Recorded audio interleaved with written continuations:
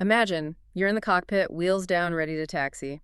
You look out, and there's this whole network of lines, numbers, lights. Mm-hmm. It looks simple, maybe from the terminal, but once you're actually in that environment, you realize it's uh, incredibly complex, highly orchestrated. It really is. It's like a language, almost. hmm A visual and radio language designed entirely around safety, keeping aircraft separated both on the ground and in the air nearby. And that's exactly what we're diving into today, the whole world of airport operations. We've been digging into a really great resource for this, the Pilot's Handbook of Aeronautical Knowledge. Yeah, and our goal here is to pull out the key stuff, the essential knowledge pilots need every single day to navigate these places safely. Basically, giving you, the listener, a bit of a shortcut to understanding this critical part of flying. Right, let's decode it. Okay, so maybe the first question is, airports aren't all the same, are they? Our source mentions different categories. Not at all. They're defined mostly by their activity. If you got your big commercial service airports, the hubs, scheduled flights, lots of passengers, that's measured in enplanements. Passenger boardings, okay. Then cargo service airports, all about freight, measured by landed weight. And reliever airports, those are important. They help take pressure off the busy commercial ones. Give GA pilots somewhere else to go. Yeah, exactly. And then you have general aviation airports, which are actually the most numerous type in the U.S. Flight schools, private planes, that kind of thing. And there's also the basic type, right? Civil, military, private. Yep, those distinctions exist too. But from a pilot's operational standpoint, probably the biggest, the most immediate difference you need to know is, does it have a control tower? Towered versus non-towered. That changes everything. Completely. At a towered airport, you got ATC, air traffic control, and the absolute rule is you must have two-way radio communication. Non-negotiable. Non-negotiable, you talk to them, they talk to you, and you follow their instructions. Period. Right. Unless there's an emergency, of course, then you tell them ASAP. Their job is safe, orderly, expeditious flow. Okay, so that's the big, busy airport. What about the much more common non-towered fields? No tower overseeing things? Right, no operating control tower. Now, technically, the regulations don't mandate a radio for operating there. Really? But, and this is a huge but, the handbook strongly, strongly recommends it. It's just good practice, essential for safety, really. Yeah. You're responsible for seeing and avoiding other traffic and letting them know what you're doing. And that's where the CTAF comes in Common Traffic Advisory Frequency. Exactly. CTAF is the party line at a non-towered airport. You're not talking to a controller. You're talking for other pilots to hear. Self-announce. So you'd say something like, Podunk traffic, Cessna N123 entering downwind runway 18, Podunk. Precisely that.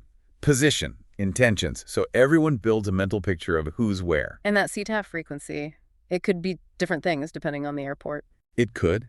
It might be a Unicom, which is like a non-government station, maybe the person at the fuel desk giving wind info. Could be multicom if nothing else is listed. Or sometimes it's even the tower frequency, but used as an advisory frequency when the tower itself is closed. How do you find out which one it is? That brings us to getting your intel before you even go near the airport. The key sources. Okay, what are they? Well, aeronautical charts give you the visual layout. But the absolute Bible for airport details is the Chart Supplement US. Used to be called the Airport Facility Directory. That's the one published every 56 days. That's the one. Regional books that have everything. Frequencies, services, runway lengths, closures, construction warnings, nav aids, diagrams. You name it. You study this before you fly in. And for stuff that's changed since the supplement was published, like a taxiway closed yesterday? That's what NOTAMs are for. Notices to airmen. Time-critical, temporary info. Absolutely essential to check right before a flight. Okay. Supplement for the baseline, NOTAMs for the latest changes. And at towered airports, there's ATUS too. Right. Automated Terminal Information Service. It's a continuous recording weather, active runways, important notices, updated hourly or more. Each update gets a phonetic code, like Alpha, Bravo, Charlie. And the procedure is? Listen to the ATUS before you call the tower. Then, on your initial call, you say, "Got information, Bravo," or whatever the current code is. Saves a lot of radio chatter. Got it. So you've done your homework, got the ATUS, now you're moving on the ground, taxiing out, or maybe you've just landed. This is where the signs and markings become your roadmap. Absolutely critical. It's like road signs, but maybe with higher stakes in a very specific language. Colors, shapes, lines, they all mean something precise. Runway numbers, center lines, those seem fairly straightforward. Magnetic heading, white lines. But what about things like thresholds? Relocated versus displaced, they sound similar. They do, but the difference is crucial for landing distances. A relocated threshold means the very beginning part of the pavement, the approach end, is closed for landing, maybe construction. How do you spot it? You'll see a wide white bar across the runway, and before that bar, yellow arrowheads pointing towards it. The key thing is, while you can't land before that bar, the pavement might still be usable for taxiing. Ah, okay, so landing distance is shorter? Taxi may be okay? And it affects the other end too? It shortens the available landing distance from the opposite direction as well, yeah. Now, a displaced threshold, it's different. It's also marked with a white bar, but it has white arrows along the center line before the bar. And the significance? It shortens the runway available for landing in that direction only. But the pavement behind the displaced threshold, the part between the actual start of the pavement and the white bar, is usable for takeoffs in either direction and for landings from the opposite direction. Okay, that's a key distinction. Displaced, no landing there, but okay for takeoff. Relocated, no landing there, taxi maybe affects both directions for landing. Got it. Getting those mixed up is not good. Could mean landing short or running out of room. Definitely. All right, let's talk about the airport's stop signs, the holding positions. Getting these wrong is a big deal, right? Pilot deviation. Huge deal. It's one of the most common ways pilot deviations happen. You'll see the runway holding position sign, red background, white characters like 1836.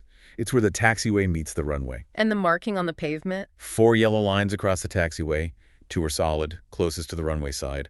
2 are dashed, on the side you're approaching from. And the rule is simple. Dead simple. You never cross the solid yellow lines towards the runway without explicit clearance from ATC. Hold short of runway 18. You stop before the solid lines. Even if it looks clear. Even if it looks clear. Crossing without clearance is a runway incursion. Serious stuff.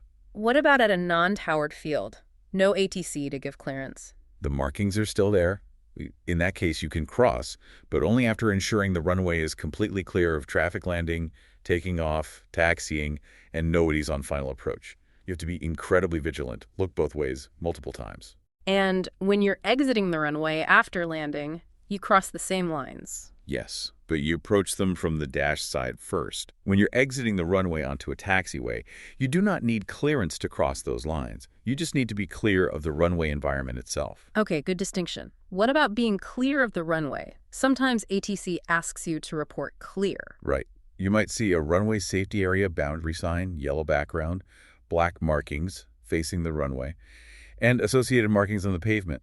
You're considered clear of the runway and its protected safety area only when your entire aircraft is past these markings, not just the nose wheel. Makes sense. There are other signs, too, for navigation on the taxiways. Oh, yeah.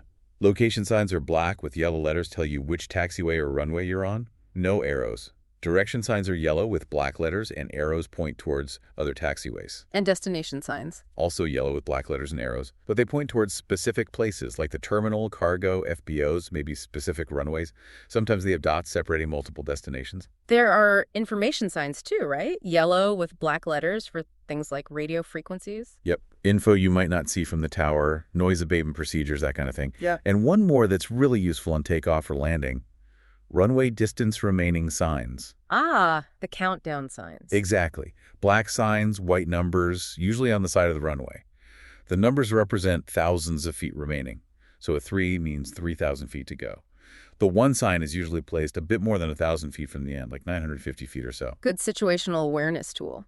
Okay, another holding position scenario, the ILS critical area. What's that about? ILS is the instrument landing system. Uses sensitive radio beams for approaches in bad weather.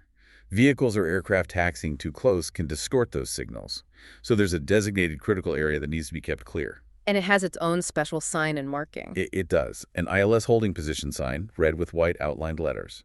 And the marking on the pavement looks like a yellow ladder, 2 parallel solid lines connected by dashed lines. Do you always have to hold short here, like the runway hold short line? No. This is really important. You only hold short of the ILS critical area if ATC specifically tells you to. Yeah. Usually happens only when weather is poor and someone is actually flying an ILS approach. So if they just clear you to taxi via that route and don't mention holding for the ILS, you keep going. Correct.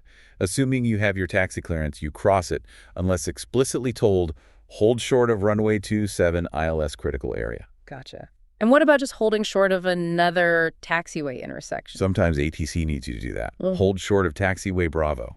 There might be a single dashed yellow line across your taxiway for that. If there's no line, you just stop far enough back so other aircraft can pass safely. What if a runway or taxiway is closed? Permanently closed runways have markings obliterated, lights disconnected, and big yellow X's painted on them, temporarily closed. You might see yellow X's at the ends, sometimes lighted ones for better visibility. But the absolute best source for closure info is always NOTAMs and ATIS. Check them. And those enhanced taxiway center lines you mentioned. Right, those are becoming more common at bigger airports. Just before a runway hold, short marking, maybe 150 feet out, you'll see dashed yellow lines added alongside the normal solid yellow center line. It's an extra visual warning, hey, runway coming up. Lots to keep track of on the ground. Let's shift to lighting. When it gets dark or visibility drops, lights take over. They do. And like signs, the colors are standardized and mean specific things. Instant recognition is key. First one you might see from a distance is the airport beacon. Yep, that flashing light helps you find the airport at night. The color code tells you the type. White and green is a civilian land airport. White and yellow, a water airport. White, yellow, and green means heliport. And military airports have two quick white flashes alternating with a green flash. Usually on dusk till dawn. Or if the weather's poor during the day, yeah. Okay, now you're closer, lining up to land. Those visual glide slope lights are pretty important. Hugely important. They give you vertical guidance, help you fly a stable approach path, and clear obstacles. The most common is the VASI Visual Approach Slope Indicator. Red over white. Red over white, you're all right. That's the one. 2 rows of lights typically. Red over red, you're dead. Too low. White over white, you're out of sight. Too high. There are others too, like PAPI. PAPI Precision Approach Path Indicator is also very common.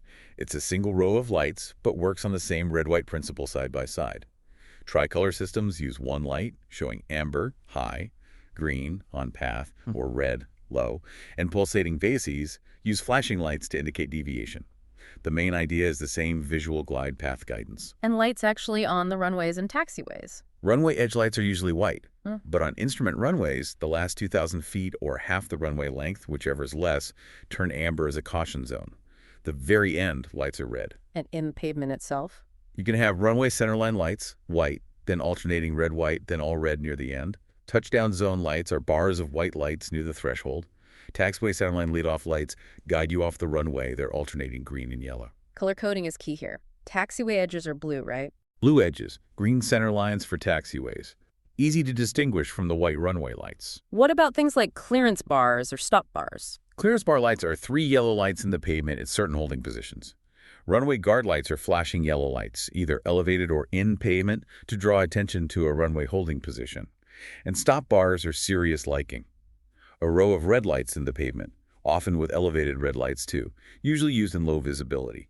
You absolutely do not cross a lit stop bar until ATC turns it off and the green lead-on lights come on. That seems like a precursor to some of the newer tech, like runway status lights. It is, in a way.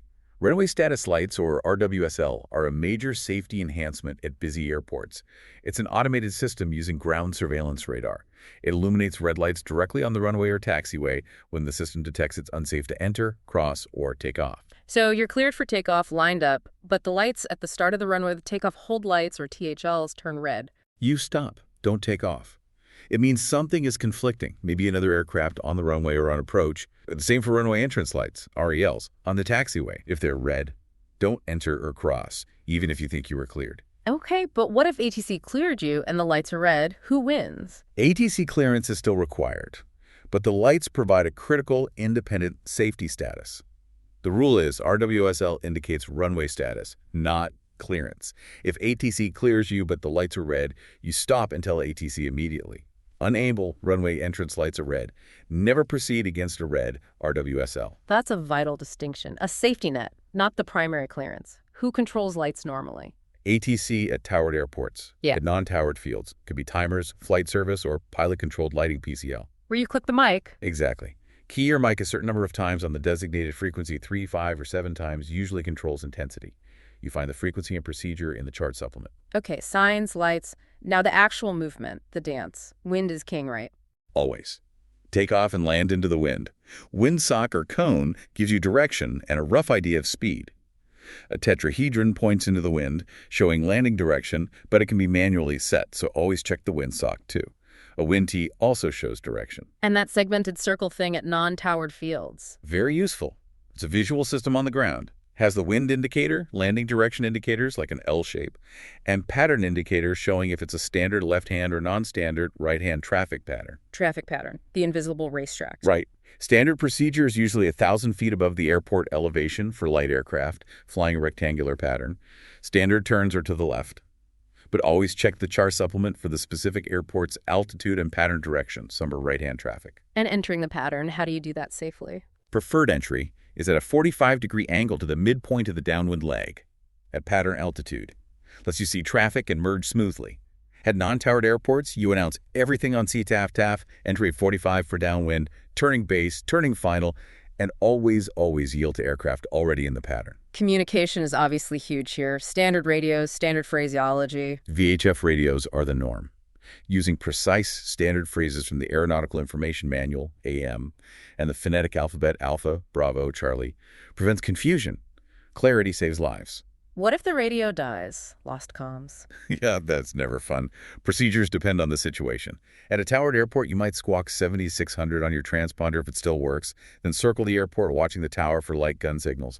Steady green to land, flashing red to clear the runway, etc. What are the signals again? Steady green. Cleared for takeoff land, flashing green. Cleared for taxi return for landing. Steady red.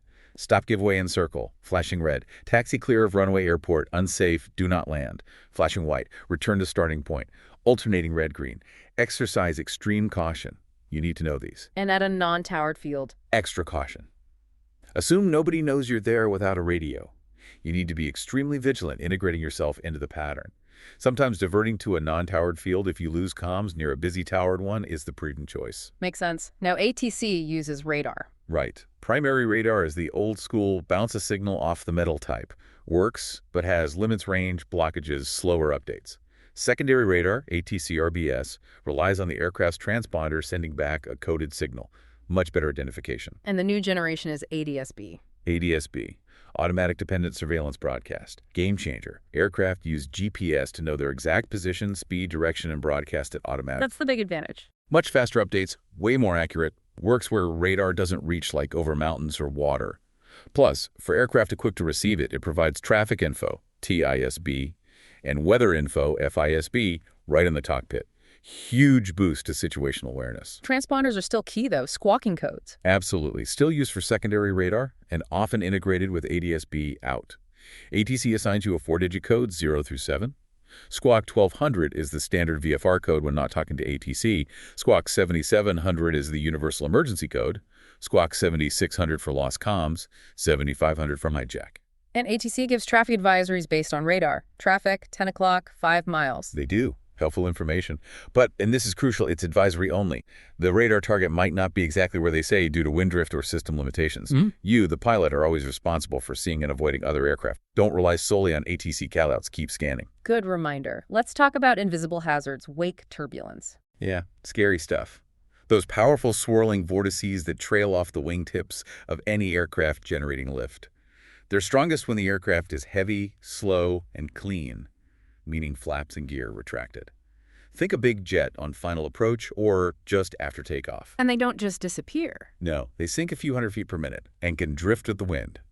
Near the ground, they tend to move outwards laterally.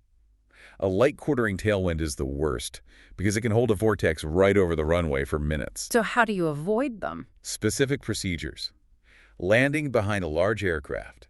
Stay above their flight path and land beyond where they touch down, taking off behind one. Rotate before their rotation point and climb above their path. If a large aircraft does low pass or touch and go, wait at least 2 minutes before using that runway. Give the air time to settle. Definitely want to avoid flying through that washing machine. Okay, collision avoidance in general, scanning effectively. It's an active technique, not just glancing. Short, regularly spaced eye movements, focusing for a second in each 10-degree sector. Block segments of the sky. Develop a pattern. And always be ready to yield, even if you technically have the right of way. Clearing turns are important too. Essential before any maneuver. Gentle banks during climbs and descents help you see above or below. Doing clearing turns before maneuvers like stalls or steep turns is standard practice. Saying it out loud helps clear left, right, above, below. And be aware of your aircraft's blind spots. Oh yeah. High wings block the view into a turn. Low wings block the view below. Windshield posts can hide an entire aircraft surprisingly easily. Sun glare is another big one. What makes scanning hard? Distractions. looking down at instruments, charts, iPads, talking to passengers. Also, the limitations of human vision refocusing takes time. Empty field myopia, where your eyes relax focus when there's nothing specific to look at. Weather and haze obviously make it harder too. Best practice. Keep your eyes outside as much as possible. This brings us back to ground operations, where things can go wrong easily. Pilot deviations and runway incursions. A pilot deviation is any violation of the regs. Could be busting an altitude or heading, or crucially, a ground deviation like taxiing onto a runway without clearance. A runway incursion is any unauthorized aircraft, vehicle, or person in the protected runway area that creates a collision hazard. And the stats are pretty stark. They are. The source says about 3 incursions happen every day at U.S. towered airports. Pilots cause about 2/3 of them, and nearly half of those are GA pilots. Wow. What causes them usually? Often it's failure to follow ATC instructions correctly. Not understanding a clearance, getting lost on unfamiliar taxiways, distraction, not using standard procedures. So prevention is key. What are the top tips? Number 1, read back runway crossing and hold short instructions verbatim. Include the runway designator and your call sign. No paraphrasing. Have the airport diagram out. Know where you are and where you're going. Check NOTAMs. Absolutely. If you're unsure, ask ATC for progressive taxi instructions. They'll guide you turn by turn. Don't guess. Keep scanning for traffic on the ground too. Keep your lights on. After landing, clear the runway, then stop and wait for taxi instructions. Make sure your whole plane is past the hold line. Use standard phraseology. Write down complex clearances, especially at big, unfamiliar airports. The handbook even shows an example diagram for writing it down. And stay focused. Heads up, eyes out. Minimize cockpit chatter while taxiing. What about runway confusion? Taking off on a taxiway or the wrong runway? That's a dangerous subset of incursions. Happens more often than you'd think, especially at complex airports with parallel runways or taxiways that look like runways. Often the pilot doesn't realize until it's too late. Prevention strategies. Again, use the airport diagram, trace your route. When you line up on the runway, verify your heading indicator matches the runway heading. Do that final check before adding power. If unsure, ask ATC. Confirm assigned runway. Good habits. Now, ATC instructions, you have to follow them, right? But what if you can't? You are required to comply. However, if you receive an instruction or clearance that would compromise safety, or that you simply cannot comply with for any reason, you must immediately tell ATC using the word unable. Pilot and command authority trumps the instruction if safety is involved. Just explain why if possible. Don't hesitate. That's important. Let's recap a couple of key ATC phrases. Hold short. Means stop before the runway holding position marking. Requires verbatim readback. Cross. Means you are explicitly cleared to cross a specific runway. ATC must issue this for each runway crossing. Still scan visually before entering. Line up and wait. LUA. Means taxi onto the departure runway and hold in takeoff position. You are not cleared for takeoff. If takeoff clearance doesn't come within about 90 seconds, query ATC. Be aware of landing traffic ATC might mention. Stay vigilant. And runway shortened. Means the available length is less than published. Check NOTAM SOTIS. ATC will include shortened in your clearance.